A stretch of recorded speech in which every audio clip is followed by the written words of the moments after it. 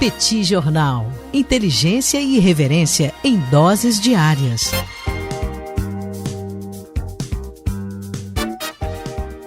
Olá, caríssimos ouvintes do Petit Jornal, caríssimos apoiadores do Petit Jornal. Estamos aqui hoje para mais uma coluna de política internacional para falar sobre Guerra Fria. Mas, professor, Guerra Fria? A gente está em 2020. Mas é isso mesmo, a gente vai falar sobre Guerra Fria porque, às vezes, os ventinhos gelados da Guerra Fria parecem soprar em determinados momentos e a gente consegue perceber isso quando o chanceler russo, Sergei Lavrov... Aliás, na preparação para essa coluna aqui, eu dei uma olhada que o Sergei Lavrov está à frente do Ministério das Relações Exteriores da Rússia desde o ano de 2004. Está para 16 anos já na função. O Sergei Lavrov resolveu dar uma voltinha aqui pela América Latina e vai passar por países como Venezuela, Cuba e México. E eu estou falando de Guerra Fria porque essa visita do Sergei Lavrov aqui pela região vem alguns dias depois da visita do secretário de Estado dos Estados Unidos, Mike Pompeo, por países que faziam parte da União Soviética até o final da década de 80, início da década de 90, que foram Ucrânia, Bielorrússia, Cazaquistão e Uzbequistão. Nessa visita de Sergei Lavrov aqui pela América Latina, alguns pontos eu acho que vale a pena ser mencionados. O primeiro deles é que na cidade do México, Sergei Lavrov vai discutir com o governo mexicano a possibilidade de uma cooperação aumentada com a CELAC, a Comunidade dos Estados Latino-Americanos e Caribenhos, uma instituição que foi criada ali entre 2010 e 2011 e que tinha por objetivo reunir todos os países das Américas, com exceção de Estados Unidos e Canadá. E eu estou chamando a atenção dessa cooperação, ou dessa possibilidade de aumento da cooperação, pelo fato de que recentemente o Brasil anunciou a sua saída da CELAC, por identificar essa instituição como muito ligada a governos de esquerda aqui da América Latina, que ainda estão no poder, como é o caso de Maduro, ou governos que já passaram, como os governos do PT aqui no Brasil, além de acreditar que a CELAC defende ditaduras aqui na região.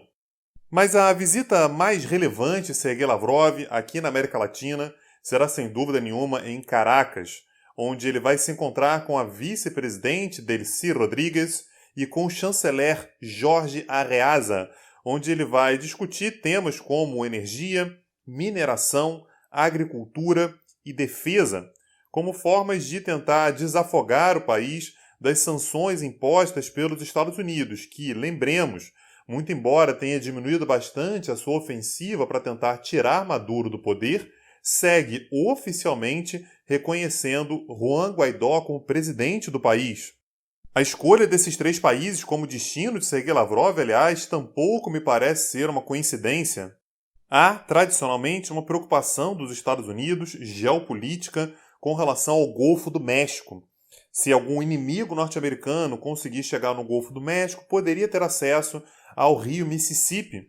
E se você der uma olhada no mapa do rio Mississippi, você vai perceber que, com seus afluentes, ele acaba se espalhando pelo território norte-americano, chegando nas regiões sul, no norte do país e no nordeste dos Estados Unidos.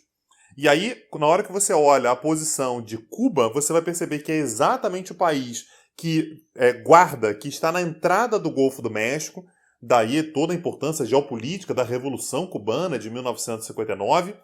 E o México, bom, a gente está falando sobre o Golfo do México, mas dá uma olhada também onde está a Venezuela. A Venezuela é um país sul-americano, mas que está no norte da América do Sul, voltado exatamente para a região do Caribe. Então, se Mike Pompeo, ao se aproximar de países que faziam parte da União Soviética, estabelece uma relação de desconfiança junto à Rússia, que se pergunta quais seriam exatamente as intenções norte-americanas com países que fazem parte do seu quintal de atuação geopolítica, a Rússia também se aproxima de países que preocupam geopoliticamente os Estados Unidos. Não por acaso, os Estados Unidos e a Europa também tentaram uma aproximação a países estratégicos para a Rússia, como Geórgia, em 2008, e Ucrânia, em 2014, ambas às vezes com reações extremamente duras por parte da Rússia, e a Rússia também tenta incomodar os Estados Unidos aqui na região com uma aproximação a países como Cuba e com apoio ao governo de Nicolás Maduro na Venezuela. E se após o fim da Guerra Fria, muito se imaginava que a geopolítica teria morrido, só para deixar claro, geopolítica é a relação entre poder e território, se imaginava que a geopolítica teria perdido importância, o que a gente vê hoje é que a geopolítica está passando por um processo de renascimento.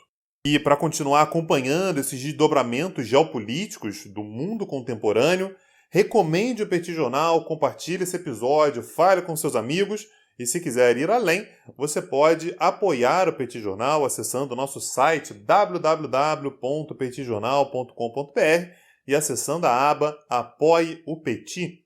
Meu nome é Tanguy Bagdadi e eu falo para o Petit Jornal. Petit Jornal. Inteligência e irreverência em doses diárias.